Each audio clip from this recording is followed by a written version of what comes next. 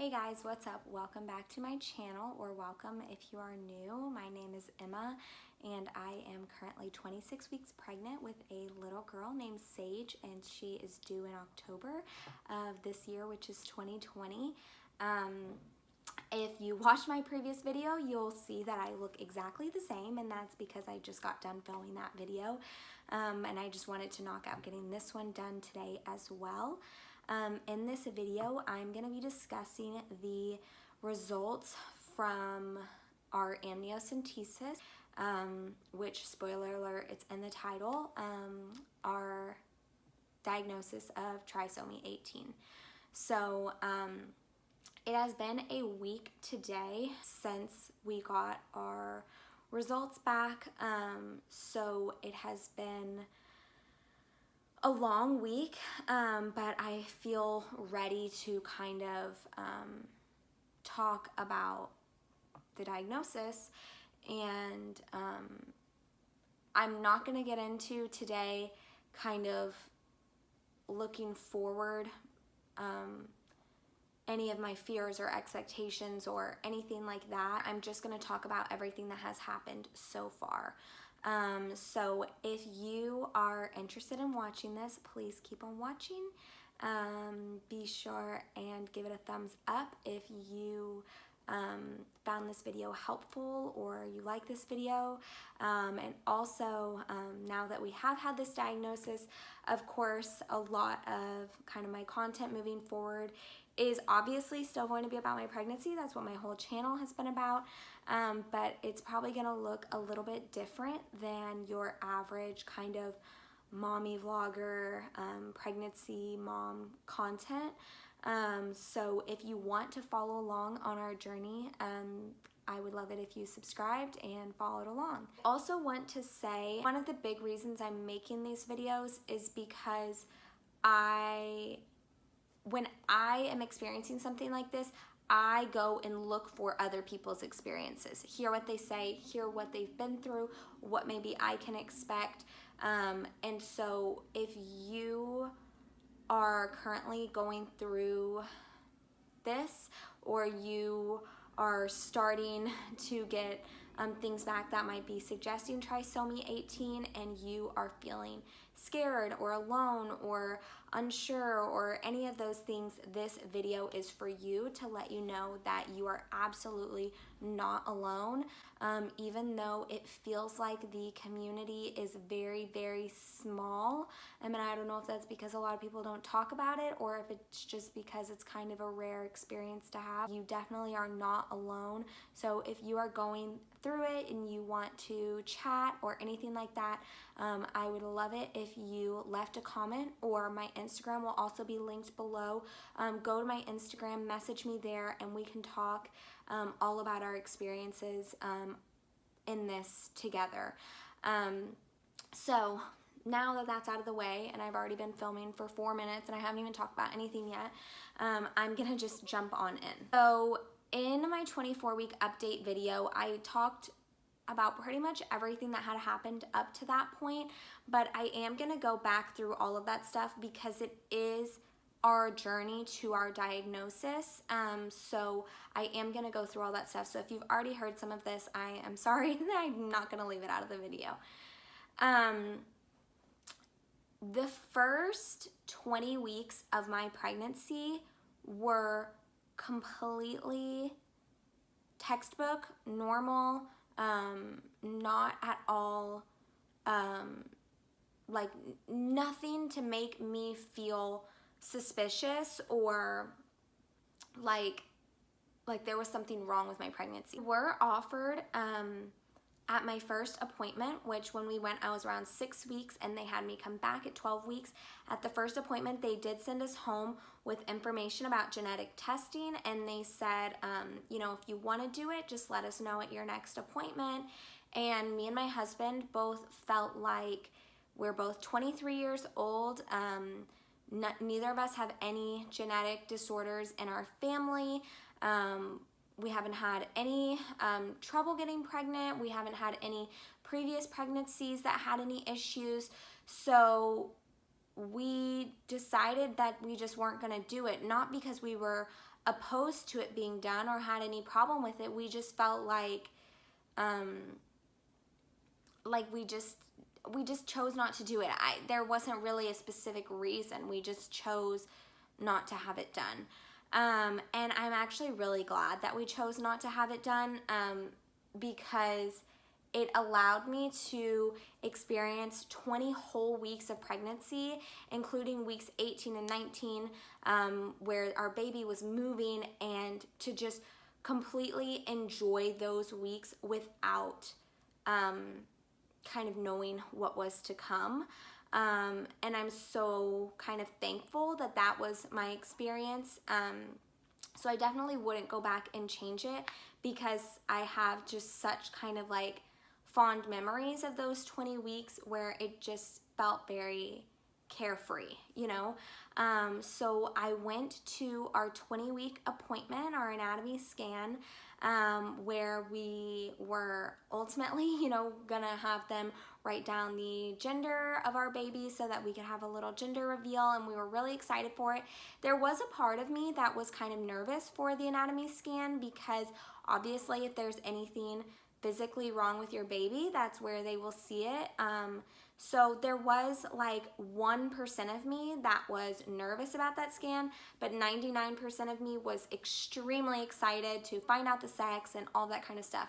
During the scan, they saw what they thought looked like a 2-vessel cord, as well as a choroid plexus cyst. They said that they weren't able to totally confirm that it was a 2-vessel cord, because their ultrasound machine was not like detailed enough. So they referred us to a maternal fetal medicine doctor or high-risk doctor, perinatologist. I'm not sure exactly what to call the doctor, but I think it's maternal fetal medicine. I don't know if all those words can be used interchangeably, but they referred us to another doctor to get a more in-depth ultrasound. So they referred us to that doctor, and it was about a week and a half later whenever I went to that appointment. So my 20-week scan was on May 28th, and my high-risk doctor appointment was on June 9th. So when I went to that scan, they said that her choroid plexus cyst had already completely resolved. It was gone in a matter of, 10 days or however long it was exactly. In between those two appointments, the cyst completely resolved, and that was, obviously a huge relief. And they did confirm the 2-vessel cord.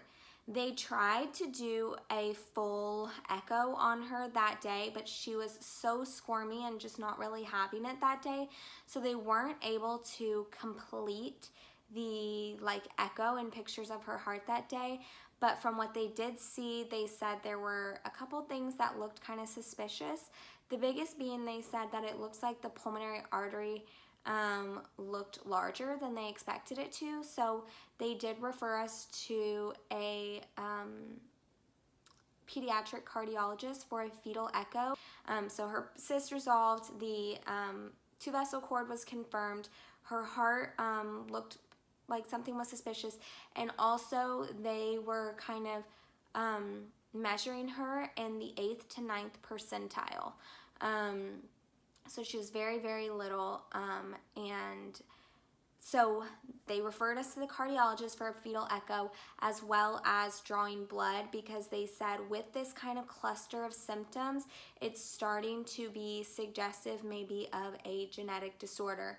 So they drew NIPT, genetic testing that day, as well as carrier screening, and they drew my AFP levels, or AFP levels, I don't know what the word is for that, but they did AFP testing, which I guess AFP testing suggests or can be an indicator for mental retardation. So that was on June 9th, and then I went to the cardiologist on June 25th, and as I'm checking in for the appointment with the cardiologist, I get a call from my doctor with the lab results, and she told us that the lab results did come back high risk for trisomy 18.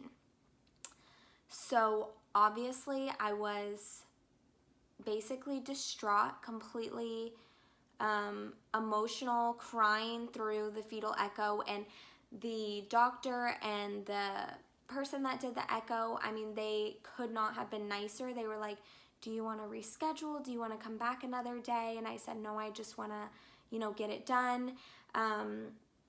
So on that day, I got those results back, as well as at the fetal echo, they found a few different heart defects that she does have, being a ventricular septal defect, coarctation of the aorta, as well as aortic valve like stenosis or thickening. So she has those 3 things going on. And they told us that, those things alone are going to need surgical treatment before she can leave the hospital. So that day was honestly one of the lowest points in this journey, getting those results from the echo and from the lab, all basically right at the same time. I felt just like that was one of my lowest points, one of my most kind of not hopeless. I definitely was not hopeless, but I felt like I was beginning to spin out of control, because it's like, that the chances of your baby having a genetic disorder, especially whenever you're really young and low risk, that the chances are like 1 in out of thousands, that the chances are low. So after like my first appointment, the anatomy scan, I was, upset and kind of shaken up, but I didn't really think, okay, this is going to end up with a diagnosis of this genetic disorder. And even after the second appointment, again, emotional, concerned, but not believing this is going to end up with a genetic thing. But after you go to multiple appointments and you get bad news after worse news after worse news, like it just starts to just pile up and just feel so heavy on you. And so that day was a really low day for me. They called me a few hours after getting the lab results, because they knew that I was going in for the echo. So they called me a few hours later to schedule an amniocentesis. So that was on a Thursday that I got the lab results, and I went and got the fetal echo. And then it was Tuesday morning, just like a few days later, when I went in for my amniocentesis. I did do a whole video about my amniocentesis. It's the video directly before this one, so if you want to hear about that, go watch that video. I will link it down below. So I did my amniocentesis, and they basically told us there's a few different ways that we can do the results. The full results take 2 weeks. We can also do what's called a FISH result, which is not comprehensive. I think, if I'm correct, that it searches for like trisomy 13, 18, 21, and then like a couple other things. And it's basically just a very zoomed in look at the chromosomes, and if it's one of those things, you'll see it on the FISH results, which takes, she told me, 3 to 5 days. So she said we can do that. She said, or we can just wait the 2 weeks. She said it is an additional cost to do the FISH results, but one of the benefits to doing the FISH results is, number 1, you get your results faster, and number 2, if that comes back normal, then what we will do is then send it for the next step, which is called a microarray, which will look a lot more in detail for smaller genetic abnormalities that might not be able to be seen on the first type of testing. So she said, if we don't do the FISH, you'll wait 2 weeks for your original results, and then if that's normal, you'd have to wait 2 more weeks for the microarray. So I decided to go ahead and do the FISH result. Like I said, the amnio was done on a Tuesday, and we got our results, she told us, maybe Friday, probably Monday. So I was mentally prepared to wait until Monday, and it was Monday, July 6th, whenever they did call us with the result of our amniocentesis, which was that she does in fact have trisomy 18. So that was kind of our journey to our diagnosis. So like I said, it's been a week since then. Today is July 13th. So in the last week, the day after, my husband travels for work, so the day after we got our result, he actually like canceled a trip and was able to be home whenever we got the results. So we got the results together. And honestly, I really feel like the hardest part of getting the result is then having to call your family who's waiting with you and faithfully praying with you and everything, and having to call and relay that information then to them. And obviously it's hard to share it with, you know, everybody, but sharing it with your family, it was really, really difficult to do that. Because it's their grandchild, it's their niece, it's somebody that they love and care about as a family member, not just a friend's baby that they're pregnant with. Not to discredit my friends or you know, anything like that, but it's just, it was so personal for our family, and having to call and tell them that was just really, really hard.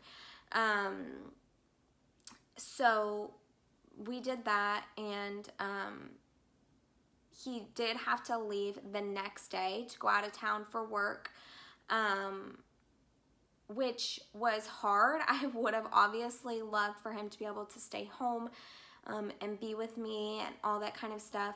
But with a diagnosis like this, it really becomes a thing of anything can happen at any time now, and the kind of future that we're picturing is also going to be very difficult. And of course, during those harder times, even than our diagnosis, I want him to be home and fully present with us. And so I said, you know, go back to work and, you know, do everything. So he left the next day. My mom came into town. So from the time that he left at like 8 a.m., I was only alone for probably like an hour before my mom arrived, which I am really, really grateful for, because I had like the next 2 nights off of work, and I know if I had just been alone, I would have fallen into a really, really dark space mentally and emotionally. So having my mom here with me was, you know, definitely like a distraction and kind of uplifting, and I was able to just kind of be distracted despite still having emotional moments. So she was here for a few days, and then she left, and I was alone, but I worked the next 3 nights in a row. And as a nurse, whenever you work, it's like all you have time for is to go to work, come home, sleep, go to work, come home, sleep. So my first night back at work, I had a couple times where I had to excuse myself because emotion just came over me. The second night, I felt actually okay through the night, and I went home and just absolutely lost it. And that was probably my worst moment thus far. I mean, obviously, the day that we got the lab results and went to the cardiologist was really, really tough day. The day that we got the diagnosis was a really, really tough day. And that morning was also, I would say, like, those were have been my top 3 lowest moments emotionally thus far. I mean, it just starts to hit you that, you know, we have a crib for her. We have all of these toys that have been bought with her in mind, clothes that have been bought with her in mind. And also just you're mourning what you expect your pregnancy to be. You're mourning what you expect your experience with that child to be. Because I know that there are people with T18 children that live to be 2, 5, 10 years old. But you're mourning the idea that, like my nephew who's 5 years old, he just this past weekend learned to ride a bike by himself. And you're mourning the fact that your child won't experience that. And you're mourning the fact that, you anticipate, building their whole nursery and all that kind of stuff. And now it's like, for any time I get with them, they're not leaving my room. They're not even going to leave my arms anytime I get with them, but they're definitely not leaving my room. And so I'm not going to make a nursery for them. Or, they may not grow into these clothes that we have for them, or, just different things, from the food that they may or may not be able to eat, because a lot of them have feeding difficulties or need feeding tubes.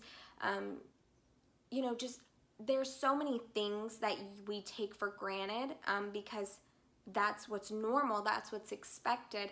And whenever you get a diagnosis like this, it's like, even whenever you still have your baby alive and, kicking and in your belly and growing and all that stuff, you already have this kind of anticipatory grief. That's the way that I read it and something about trisomy 18, and there's no better way to put it than to say that it's anticipatory grief. It's like mourning what is you're gonna lose, or that you'll never get, basically. I do really, really want to say, though, that despite that, my husband has been amazing, and that's not to say that he hasn't also been emotional and also had a really hard time, but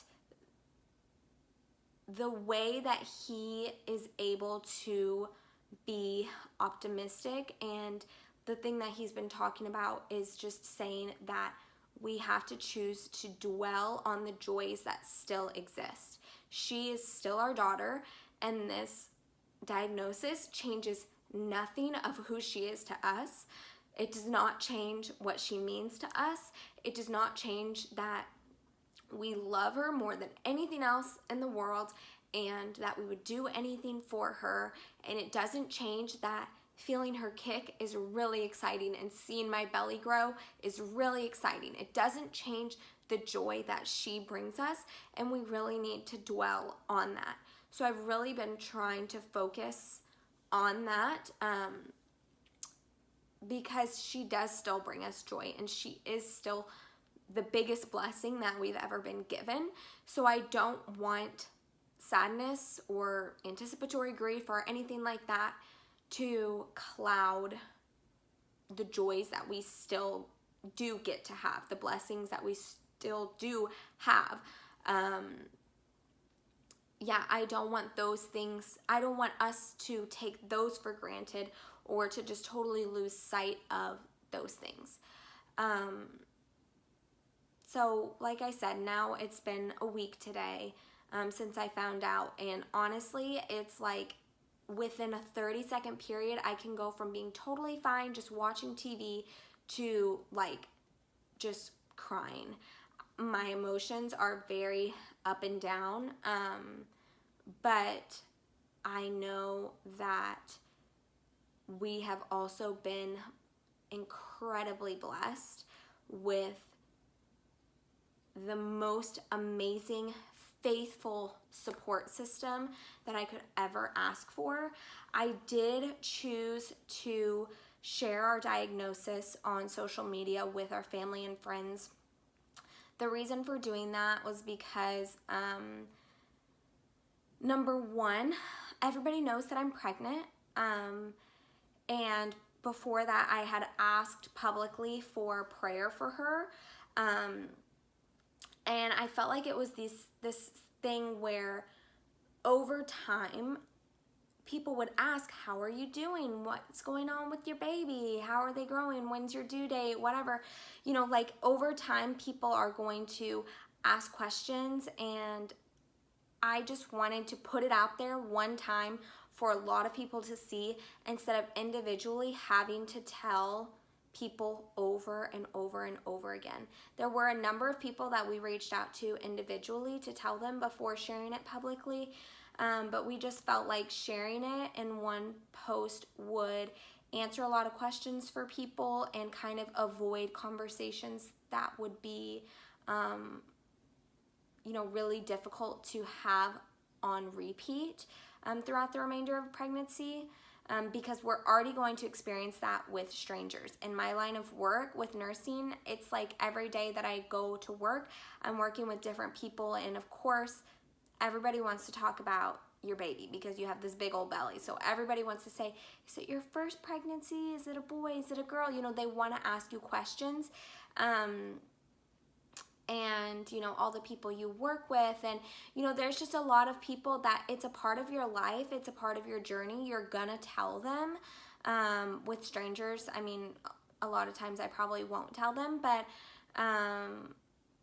it just felt like for all of our friends and family, knowing that they had been praying for us and all that kind of stuff, I just wanted to go ahead and just make a big post and share it so that they could know what was going on in our life.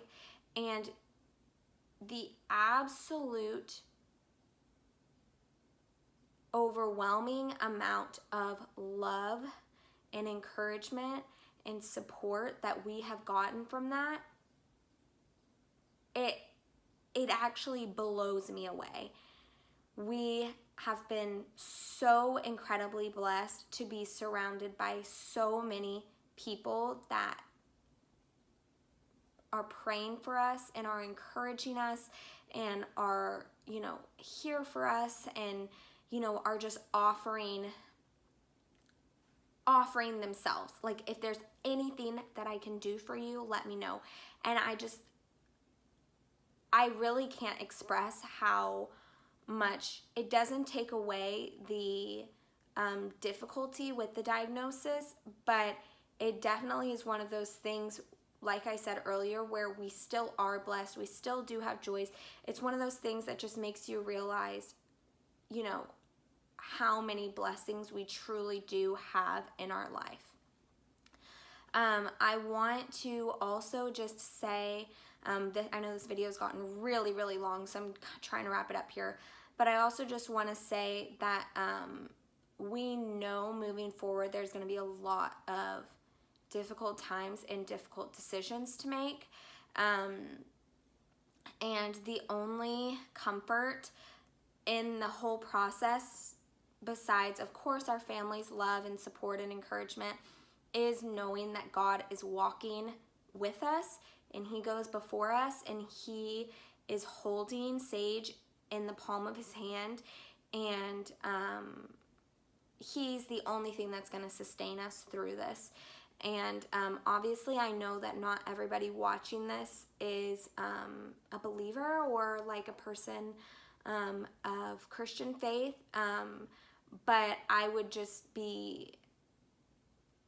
be leaving out the biggest part of our story to leave that out, because that has been the only thing that has gotten us through this and will get us through this, is knowing that our daughter is in His hands, and that whether she's here with us on earth or whether she's with Him in heaven, she's going to be surrounded by love. And even if we do, I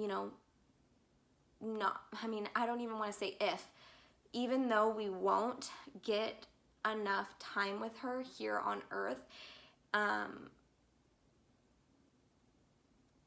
we will see her again, and we will be reunited in heaven. And that, I'm not gonna cry, I'm not going to,